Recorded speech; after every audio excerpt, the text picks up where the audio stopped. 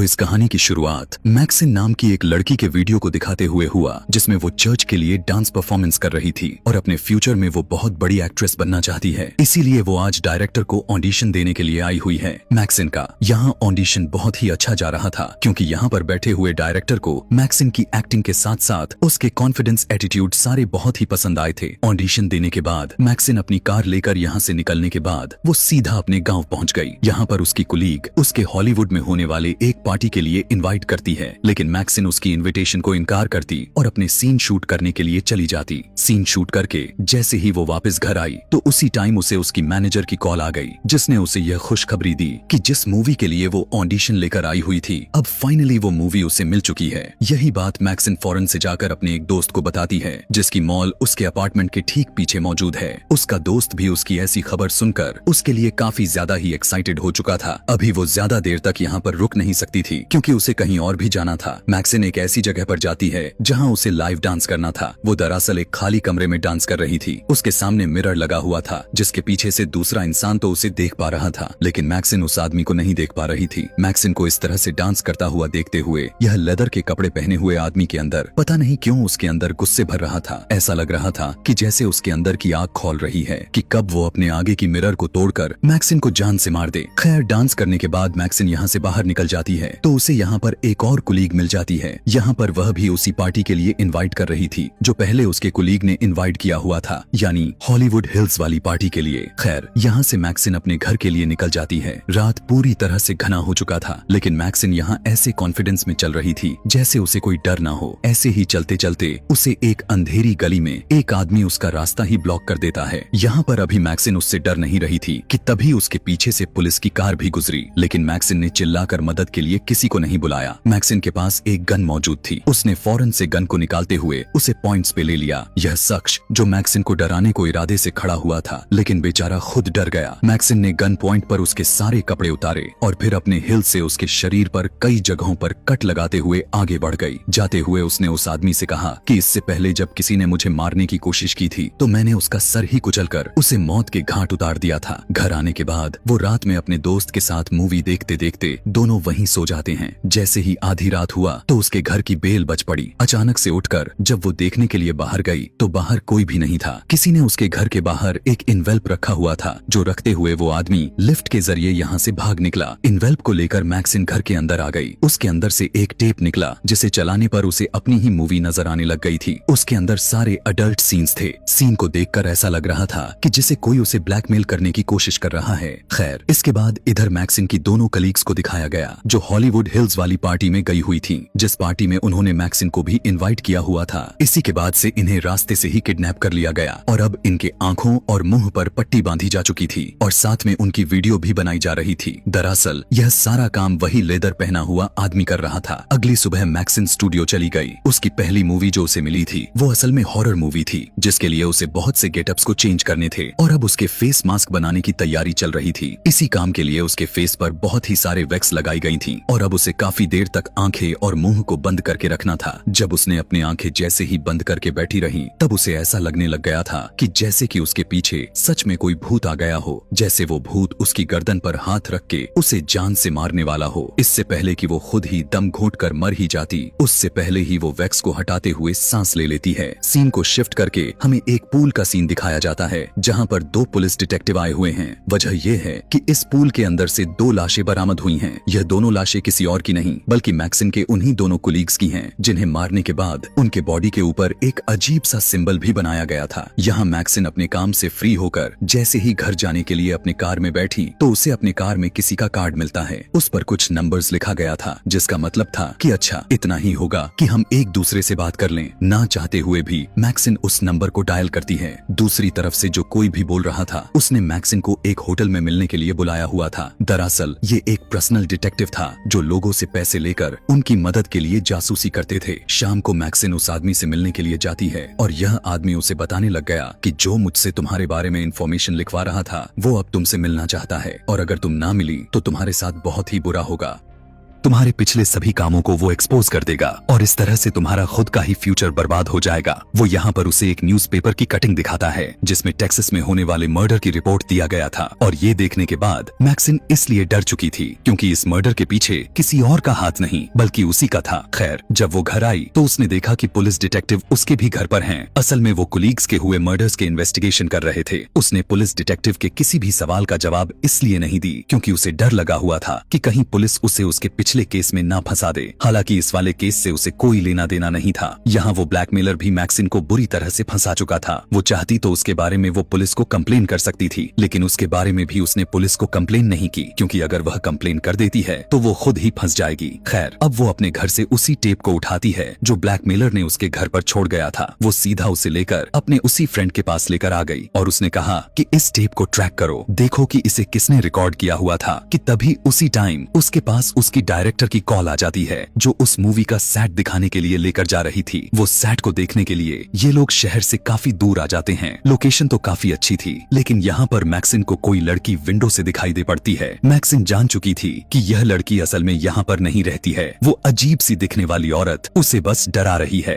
क्योंकि मैक्सिन ने इसी लड़की को मारा हुआ था। यहाँ पर डायरेक्टर मैक्सिन को ये भी बताने लग गई कि प्रोड्यूसर नहीं चाहता है कि मैक्सिन उनकी मूवी में काम करे क्योंकि मैक्सिन का बैकग्राउंड कुछ अच्छा नहीं है, लेकिन डायरेक्टर को उसकी एक्टिंग बहुत पसंद है। वो उसे कहने लग गई कि तुम अपना 100% देना, मैं तुम्हारे साथ हूँ। यह मूवी थिएटर्स में चलेगी और तुम्हारा फेम एकदम से बढ़ जाएगा। मैक्सिन भी हाँ में सर हिला देती है क्योंकि वो इस मौके को गंवाना नहीं चाहती थी। वो जब यहाँ से अपने घर के लिए निकली तो उसने देखा कि वही डिटेक्टिव जिसने उसे किसी से मिलने के लिए बोला हुआ था वो उसका पीछा कर रहा था। यह देखकर उसे गुस्सा आ गया। वो अपनी गाड़ी से उतरी और उसने उस डिटेक्टिव को मार मार कर यह समझाने की कोशिश की, देखो मेरा पीछा छोड़ दो नहीं तो तुम्हारे साथ भी बहुत बुरा होगा। इसके बाद वो अपनी गाड़ी में बैठकर अपने मैनेजर के पास चली गई। कोई भी बात अब उस तरह से नहीं रही कि वो किसी को भी ना बताती। वो मैनेजर को सारी बातें बता देती है कि कैसे उसे एक आदमी ब्लैकमेल कर रहा है। उसने उसके पीछे एक डिटेक्टिव को भी लगा चुका था और उस आदमी को मेरे सारे पास्ट के बारे में पता है और उसने मुझे धमकी तक दे दी है कि वो मेरा एक्सपोज करके मेरा फ्यूचर तबाह कर देगा। यहाँ पर मैनेजर उसकी सारी बात सुनकर कहने लगा कि तुम जाओ अपनी मूवी की बस तैयारी करो, बाकी सब मैं देख लूंगा। अपनी मैनेजर की बात मानते हुए वो उस आदमी से मिलने के लिए नहीं जाती बल्कि घर पर ही अपनी मूवी की स्क्रिप्ट तैयार करने लग जाती है। और वो आदमी जो मैक्सिन से मिलना चाहता था, मैक्सिन की इस हरकत की वजह से उससे बदला लेने के लिए वो उसके दोस्त को ही मार दिया। उसने यह मर्डर इतने बुरी तरीके से किया हुआ था कि हर देखने वाला इंसान खौफ में आ जाए। मर्डर करने के बाद वो जाकर डिटेक्टिव के कार में बैठ गया और यहाँ पर हमें यह पता चला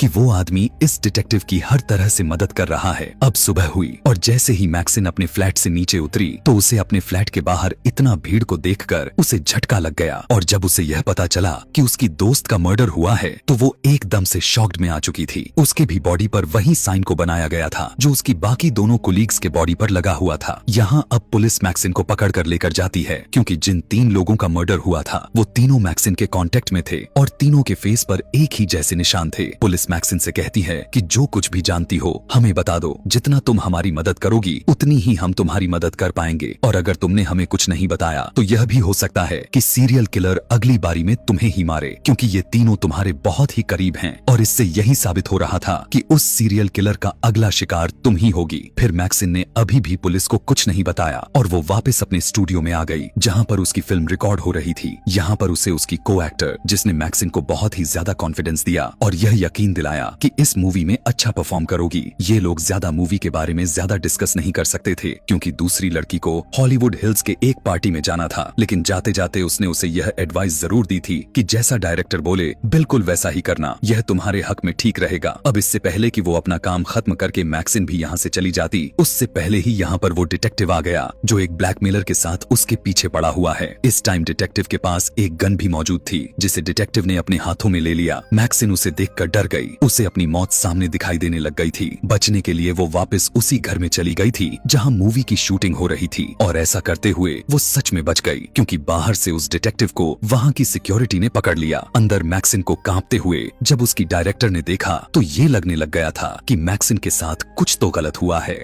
वो मैक्सिन से कहती है, बेशक तुम वीकेंड ले लो, लेकिन तुम्हारी लाइफ में जितने भी प्रॉब्लम है उनको खत्म करके आना, क्योंकि मैं अपने कामों के बीच किसी भी प्रॉब्लम्स को बर्दाश्त नहीं करती। मैक्सिन ने उसकी बातों को अपनी दिमाग में बैठा लिया था और अब यह भी बैठा लिया था कि वो अब इस सब चीजों को खत्म करके ही रहेगी। वो रात में एक पार्टी में जाती है जहाँ पर डिटेक्टिव पहले से ही मौजूद था। मैक्सिन यह जानती थी कि डिटेक्टिव यहाँ पर भी उसका पीछा करता रहेगा, इसीलिए वो उसे अपने पीछे लगाकर एक खाली रूम में लेकर जाती है जहाँ पर मैक्सिन का मैनेजर और उसका एक आदमी भी उसका पहले ही इंतजार कर रहे थे। यहाँ पर आते हुए उन्होंने पहले डिटेक्टिव को बेहोश कर दिया और उसे फिर एक कार में बैठाकर जंक यार्ड में लेकर चले गए और वहाँ जाकर उस कार को उस आदमी के साथ ही पूरी तरह से क्रश कर दिया, जिससे डिटेक्टिव के मरने की सारी सबूत ही खत्म हो गए और मैक्सिन की लाइफ से एक छोटी सी प्रॉब्लम भी खत्म हो चुकी थी। इस सब के बाद वो अपने घर आकर शॉवर लेने लग जाती है। रात में उसका कोई भी प्लान नहीं था, लेकिन तभी उसे को एक्टर्स की याद आई जिसने उसने बताया हुआ था कि वो हॉलीवुड हिल्स वाली पार्टी में जा रही है, उसी पार्टी में जहाँ पर उसकी पिछले 2 कोलीग्स की मौत हुई थी और अब हो सकता था कि उसकी को एक्टर को भी वहाँ पर मार दिया जाएगा। मैक्सिन को ख्याल आया कि हो सकता है कि वो उस लड़की की जान बचा सके। यही सब सोचते हुए